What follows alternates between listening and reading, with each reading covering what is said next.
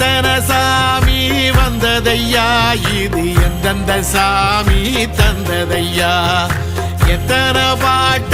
சொன்னதையா, அத சுத்துற பூமி கண்டதையா, அடிச்சு வீசும் காத்துலையும் அந்த தகப்பனாச சுத்துதையா, பிடிச்சு பூக்கும் வேதையிலும் ஒரு வம்சத்து கதையே உள்ளதையா,